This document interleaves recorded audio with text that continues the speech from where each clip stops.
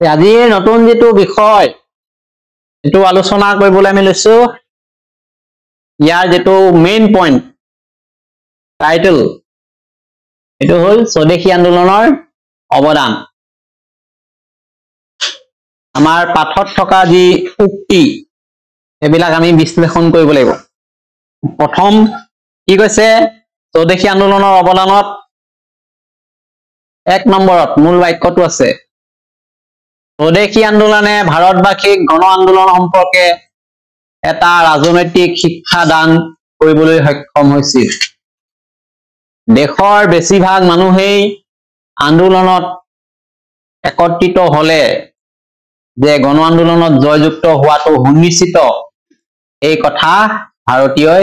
এই স্বদেশী আন্দোলনৰ যোগেৰে আয়ত্ত কৰিব পাৰিছিল এই প্ৰথম পইণ্টটো হৈছে স্বদেশী আন্দোলনৰ প্ৰথম অৱদান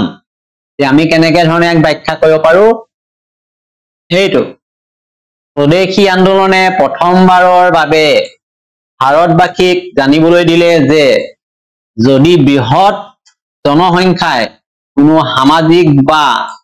ৰাজনৈতিক দাবী লৈ সংগঠিত হয় তেন্তে কি হ'ব এই আন্দোলন সফল হোৱাৰ সম্ভাৱনা বেছি থাকে আৰু তেতিয়া এই আন্দোলনে কি ৰূপ পাব গণ আন্দোলনৰ ৰূপ পাব আৰু এটা শক্তি হিচাপে কি দিব আৰু স্বদেশী আন্দোলনত এই শক্তিটোৱে দেখা পোৱা গৈছিল কাৰণ ইয়াত সমাজ ধৰ্ম ভাষা সকলো ধৰণৰ লোক একলগ হৈ এই কামবিলাকত অংশগ্ৰহণ কৰিছিল বিদেশী সামগ্ৰী বৰ্জন কৰাই হওক সভা সমিতি গঠন কৰাই হওক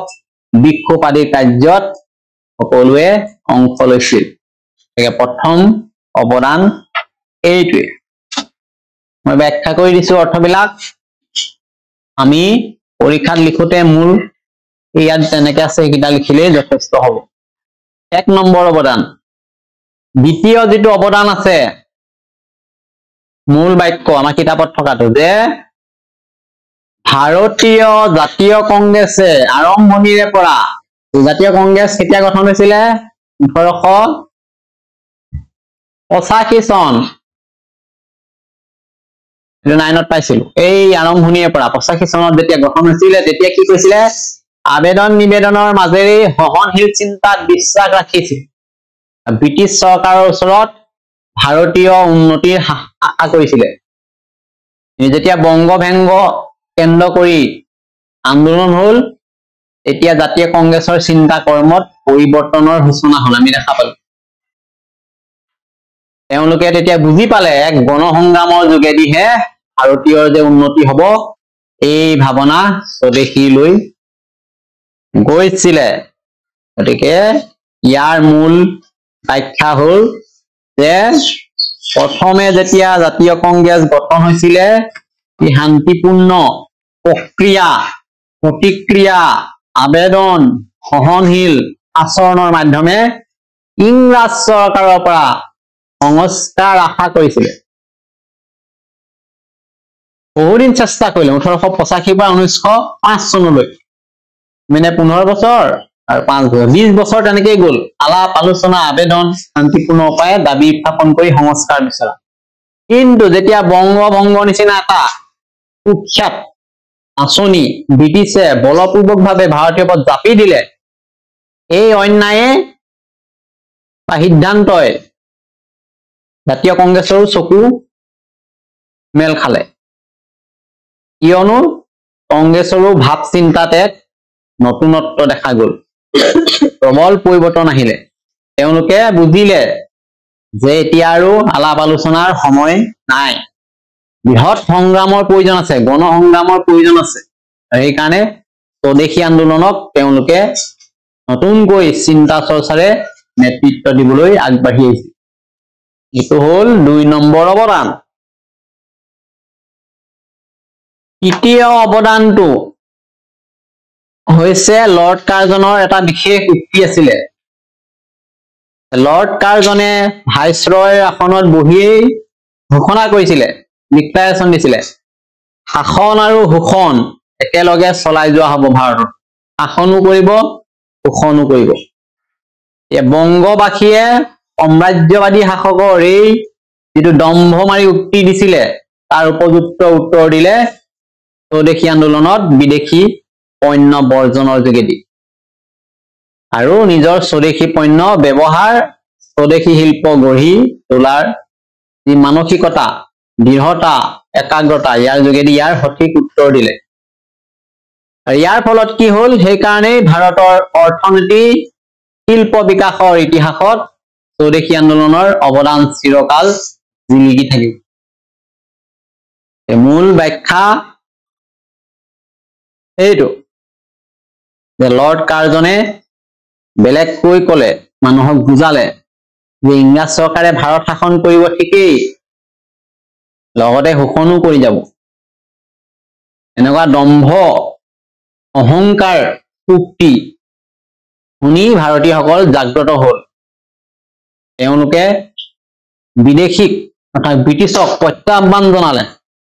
যে তেওঁলোকে প্ৰস্তুত কৰা বিদেশী বস্তু জ্বলাই দিলে নিজে প্ৰস্তুত কৰিলে দেশীয় তাঁতশাল চাউল হালধি চেনি আমি পাইছিলো এইবিলাক ব্যৱহাৰ কৰিলে ঘৰুৱা উদ্যোগ গঢ়ি তুলিলে বৃহৎ বৃহৎ উদ্যোগ গঢ়ি তুলিলে বস্ত্ৰ উদ্যোগ গঢ়ি তুলিলে লুটিখা কাৰখানা গঢ়ি তুলিলে ইয়াৰ যোগেদি আত্মনিৰ্ভৰতা নতুন যুগ আৰম্ভ কৰিলে আৰু এইবিলাক সম্ভৱ কেনেকৈ হৈছিলে এই স্বদেশী আন্দোলনৰ ফলত ই ভাৰতীয় অৰ্থনীতি শিল্পৰ বাবে এক পৰিৱৰ্তনৰ যুগ হিচাপে চিহ্নিত বস্তুখিনি স্পষ্টকে লিখা আছে বৰ্ণনা কৰি দিছো ঘৰত গৈ একবাৰ ৰিভিজন কৰিলে শুনি ললে হ'ল এইটো এটা যেহেতু লং কুৱেশ্যন মই যিটো ব্যাখ্যা কৰিছো এটো লিখিব পৰা যাব অথবা পুনে পুনে যিটো লাইন আছে এইটা লিখিলেও হ'ব 4 নম্বৰত আমি পাইছিলোই স্বদেশী আন্দোলনৰ মাজেৰে ভাৰতীয় নাৰীৰ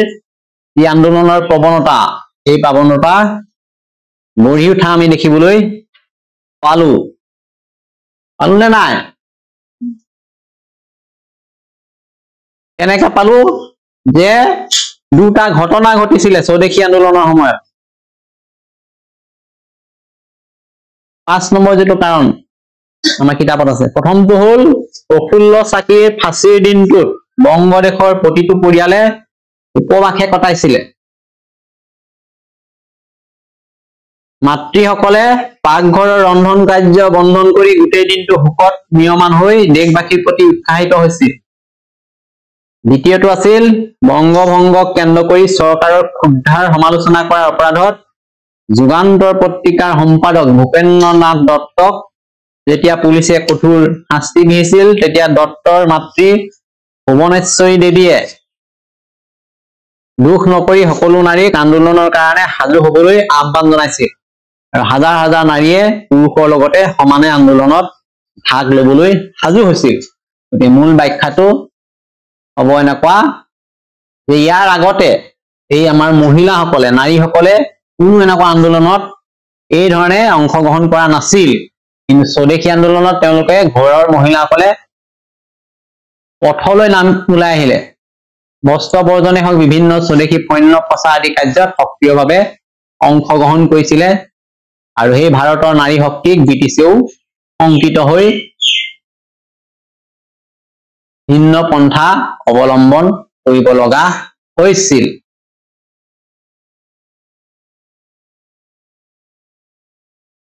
আৰু এটা কাৰণ আছে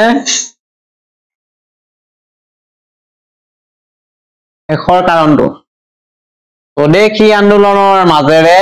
ভাৰতবৰ্ষত অসহস্ত্ৰ বিপ্লৱৰ সূচনা হ'ল উগ্ৰপন্থা আহিল আমি যেতিয়া এটো কওঁ টেৰৰিষ্ট তেওঁলোকে আৰু আলোচনা আবেদন নিবেদন এইবিলাকত বিশ্বাস নকৰে সশস্ত্ৰ বিপ্লৱ আগ্নেয়াস্ত্ৰ বিপ্লৱৰ কথা পথ অনুসৰণ কৰিলে দেশক স্বাধীন কৰাৰ প্ৰৱণতা আসাম আন্দোলনকাৰীৰ মাজত গঢ়ি উঠিছিল ইয়াৰ মূল কথা যে এই আন্দোলনে কেৱল অহিংস আন্দোলনেই নহয় কিছুমান যুৱকক সশস্ত্ৰ পথ বাছি লোৱাৰ অনুপ্ৰেৰণা দিলে যেনে অনুশীলন দল, যুগান্তৰ দল এইবিলাক সংগঠন গঠন হৈছিলে। বিপ্লৱীসকলে বোমা নিৰ্মাণ কৰা, ইংৰাজ বিষয়াক হত্যা চেষ্টা আদি কাৰ্যত লিপ্ত হৈছিলে। যদিও বিভিন্ন দিশত এই আন্দোলনৰ সৃষ্টি কৰিছিল, তথাপি স্বদেশী আন্দোলন এই আন্দোলনৰ হস্তবোধৰ জন্মস্থলী আছিল। গতিকে এইকেইটাই হল মূল অৱদান। ইয়াৰ উপৰিও এটা অৱদান এই 4 নম্বৰত আছে কিতাপত, সেইটো জৰুৰী যে স্বদেশী আন্দোলনৰ মাজেৰে ভাৰতীয় ব্ৰিটিছ চৰকাৰৰ ওচৰত স্বৰাজ দাবী কৰাৰ সুযোগ লাভ কৰিলে। আছে নে নাই? ইয়াত এটা শৰ্ট কুৱেশ্যন আছে, MCQ আহে। স্বদেশী আন্দোলনৰ তীব্ৰ উত্তেজনাই জাতীয় কংগ্ৰেছক দাদাভাই নৌৰোজীৰ পৌৰোহিত্যত অনুষ্ঠিত কলিকতা অধিৱেশনত পোনপ্ৰথমে ভাৰতীয়ৰ বাবে স্বৰাজ দাবী কৰি প্ৰস্তাৱ গ্ৰহণ কৰিবলৈ বাধ্য কৰিছিল। এইটো আহিব যে কংগ্ৰেছৰ কোন অধিৱেশনত কোন প্ৰথমবাৰৰ বাবে স্বৰাজ দাবী কৰাৰ এইটো প্ৰস্তাৱ লোৱা হৈছিল। এতিয়া আমি ক'ব লাগিব জাতীয় কংগ্ৰেছৰ কলিকতা অধিৱেশন 1906 চনত কোনে সভাপতিত্ব কৰিছিলে? দাদাভাই নৌৰোজীয়ে। তাতেই কি দাবী কৰিলে? স্বৰাজ, স্বাধীনতাৰ দাবী কৰিলে, স্বশাসনৰ দাবী কৰিলে ভাৰতীয় লোকে। ইয়াৰ পৰা এটা কথাই আমি গম পালো যে স্বদেশী আন্দোলনৰ গুৰুত্ব বুজিলো, এই আন্দোলনৰ সামাজিক, ৰাজনৈতিক, অৰ্থনৈতিক প্ৰভাৱ বিশ্লেষণ কৰিব পাৰিলো। এই গণ আন্দোলনৰ শক্তি কি, ভাৰতীয় জাতীয়তাবাদৰ বিকাশৰ বিষয়ে আমি গম পালো। ইতিহাসত ভাৰতীয় নাৰীৰ বিপ্লৱীৰ ভূমিকা কি আছিল স্বদেশী আন্দোলনৰ পৰাই আমি দেখা পালো। গতিকে আমি গোটেইখিনি ইতিমধ্যে আলোচনা কৰিছো আৰু ইয়াত থকা কিছুমান পংক্তিবিলাক উল্লেখ কৰিলো, প্ৰতিটো লাইন উল্লেখ কৰি পঢ়াৰ লগতে আমি ব্যাখ্যা কৰিছো। প্ৰশ্ন কিছুমান আছে, গ্ৰুপ ডিছকাশ্যনত পাৰিব পাৰি বা আমি আলোচনাও কৰিব পাৰি। এইকেইটা মেইন প্ৰশ্ন, কুৱেশ্যন। এই কুৱেশ্যন বিলাকৰ উত্তৰ আমি এতিয়া পালো। শেষৰ পালে শুনি পাইছ নাই? যে স্বদেশী আন্দোলনে গণ আন্দোলনৰ বিষয়ে কি শিক্ষা দিলে? 1 নম্বৰ পইণ্টতে আছে নে নাই? স্বদেশী আন্দোলনে গণ আন্দোলনৰ পক্ষে এটা শিক্ষা দিলে যে ভাৰতীয় সকলো লোকে যদি একত্ৰিত হৈ আন্দোলন কৰে ব্ৰিটিছ শক্তিৰ বিৰুদ্ধে, তেতিয়াহ'লে এই আন্দোলনে সফল হোৱাটো নিশ্চিত। সকলো লোকে অংশগ্ৰহণ কৰাৰ লগে লগে এটা গণশক্তিলৈ ৰূপান্তৰিত হ'ব, যিটো স্বদেশী আন্দোলনত দেখা পোৱা গ'ল যে সকলো লোকে, পুৰুষ বুলি নহয়, মহিলা বুলি নহয়, সকলো শ্ৰেণীৰ লোক, মুছলমান বুলি নহয়, হিন্দু বুলি নহয়, সকলো সমাজৰ লোকে একত্ৰিত হৈ ব্ৰিটিছৰ বংগভংগ আঁচনিৰ বিৰুদ্ধে যি প্ৰতিবাদ কাৰ্যসূচী আৰম্ভ কৰিছিলে, ই স্বদেশী আন্দোলনৰ ৰূপ ললে আৰু অৱশ্যে ইয়াৰ ফলো পালে। অৱশেষত ব্ৰিটিছে বংগভংগ আঁচনি বাতিল কৰিলে 1911 চনত। এইটো বস্তু ইয়াত 2 নম্বৰ যিটো প্ৰশ্ন আছে, কংগ্ৰেছৰ নীতি পৰিৱৰ্তন কেনেকৈ স্বদেশী আন্দোলনৰ পৰা আৰম্ভ হ'ল? 2 নম্বৰ পইণ্টটোত আছে এইফালে যে কংগ্ৰেছে জন্মলগ্নৰে পৰা 1885 চনৰ পৰা 1905 চনলৈ যিটো ইহঁতৰ আদৰ্শ আছিল, আদৰ্শটোত কি আছিলে? যে শান্তিপূৰ্ণ উপায়ে আলোচনা কৰিব, আবেদন কৰিব, নিবেদন কৰিব, তাৰ যোগেদি সংস্কাৰ আশা কৰিছিলে। কিন্তু বংগভংগ আঁচনিৰ কাৰ্যকৰীকৰণৰ লগে লগে জাতীয় কংগ্ৰেছৰ স্থিতি সলনি হ'ল। তেওঁলোকে বুজি উঠিছিলে যে এনেকৈ আবেদন নিবেদন ব্ৰিটিছ কৰ্তৃপক্ষক কৰি থাকিলে তেওঁলোকৰ মূল উদ্দেশ্য কেতিয়াও সফল নহ'ব। তেওঁলোকে সশস্ত্ৰ সংগ্ৰামৰ লগতে দেশৰ জনসাধাৰণক জাগ্ৰত কৰিলে যে বৃহৎ গণসংগ্ৰামৰ প্ৰয়োজন আছে আৰু সকলোকে এই বিষয়ে সচেতন কৰি সকলো লোককে জাতি, বৰ্ণ, ভাষা, লিংগ নিৰ্বিশেষে একত্ৰিত কৰি স্বদেশী আন্দোলনত অংশগ্ৰহণ কৰাই ব্ৰিটিছ কৰ্তৃপক্ষক বাধ্য কৰাইছিলে জাতীয় কংগ্ৰেছে নেতৃত্ব দি কি কৰিলে যে কাৰ্জনৰ যিটো বংগভংগ আঁচনি বাতিল কৰিবলৈ দাবী কৰিলে আনকি ইংলেণ্ডৰ লণ্ডনত গৈছিলে আলোচনা কৰিলে তথাপিও সফল নহল তাৰপৰা ঘূৰি আহিলে সেইবিলাক তথ্য আমি পাই আছো এইটো ভাৰতীয় অৰ্থনৈতিক বিকাশত কেনে ভূমিকা ললে অৰ্থনৈতিক বিকাশত ভূমিকা ললে আমি স্বনিৰ্ভৰশীল হল বিদেশী বস্তু বৰ্জন কৰিলে স্বদেশী বস্তু গ্ৰহণ কৰিলে সৰু সৰু কুটিৰ শিল্প স্থাপন কৰিলে বৃহৎ উদ্যোগ স্থাপন কৰিলে বস্ত্ৰালয় স্থাপন কৰিলে বিভিন্ন বস্ত্ৰ উদ্যোগ লুটিখা উদ্যোগ গঠন কৰিলে নিজৰ ঘৰতে প্ৰস্তুত কৰিব পৰা দৈনন্দিন সামগ্ৰী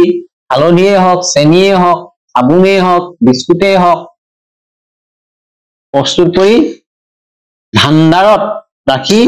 জনসাধাৰণৰ চাহিদা অনুসৰি বিক্ৰী কৰি নিজৰ দেশীয় অৰ্থনীতিত আত্মনিৰ্ভৰশীল হোৱাৰ পথ মুকলি কৰিলে একে সময়তে ব্ৰিটিছৰ যিটো অৰ্থনীতি তাত আঘাত আনিলে কাৰণ ব্ৰিটিছৰ বজাৰখন তেওঁলোকৰ উৎপাদিত সামগ্ৰীয়ে চলাই আছিলে যেতিয়া তেওঁলোকৰ সামগ্ৰীবিলাক বৰ্জন কৰিলে ভাৰতীয় লোকে তেওঁলোকৰ বহুত লোকচান হল এইবিলাক কথা আজি লিখিব পাৰিব লাগিব নাৰীসকলৰ ভূমিকা নাৰী শক্তিৰ ভূমিকা স্বদেশী আন্দোলনত স্পষ্ট ৰূপে দেখা গৈছিল দুগৰাকী বিশেষ নাৰীৰ কথা ইয়াত উল্লেখ আছিলেই নাম দুকৰে কি আমি আগতে পাইছিলে কি আছিলে ভগ্নী নিবেদিতা আৰু সৰলা দেৱী চৌধুৰীয়ে কি ধৰণে নাৰী শক্তিক আগুৱাই নি স্বদেশী আন্দোলনক শক্তিশালী ৰূপ দিছিলে তেওঁলোকে ঘৰৰ ভিতৰতে নাথাকি ঘৰৰ চাৰিসীমা অতিক্ৰম কৰি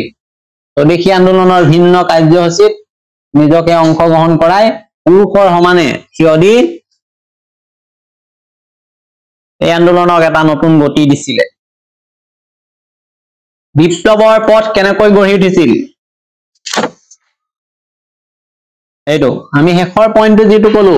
স্বদেশী আন্দোলনে সশস্ত্ৰ বিপ্লৱৰ পথ লোৱাত বহুতো নতুনকে যুৱচামক অনুপ্ৰাণিত কৰিলে কিয়নো ব্ৰিটিছ কৰ্তৃপক্ষই বলপূৰ্বকভাৱে জাপি দিয়া বংগভংগ আঁচনিয়ে কংগ্ৰেছৰ মাজত দুটা পন্থাৰ সৃষ্টি কৰিলে উদাৰপন্থী আৰু নৰমপন্থী উদাৰপন্থীসকলে কেৱল আলোচনা শান্তিপূৰ্ণ বিষয়ত বিশ্বাস কৰিছিলে এই নৰমপন্থীসকলে কি কৰিছিলে তেওঁলোকে সশস্ত্ৰ সংগ্ৰামৰ যোগেদি আগ্নেয়াস্ত্ৰৰ যোগেদি ব্ৰিটিছ কৰ্তৃপক্ষক ভয় দেখুৱাই তেওঁলোকক হত্যা কৰা হওক বা বোমা নিক্ষেপ কৰাই হওক বিভিন্ন অস্ত্ৰ শস্ত্ৰ ব্যৱহাৰ কৰি কি ধৰণে সশস্ত্ৰ সংগ্ৰামেৰে তেওঁলোকৰ উদ্দেশ্য পূৰণ কৰিব পাৰি তাৰ ওপৰত গুৰুত্ব আৰোপ কৰিছিল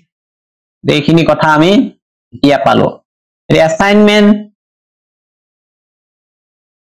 স্বদেশী আন্দোলনৰ 5টা মুখ্য অৱদান এই গোটেইকেইটাই মনত ৰাখিব লাগিব এইটো লং কুৱেশ্যন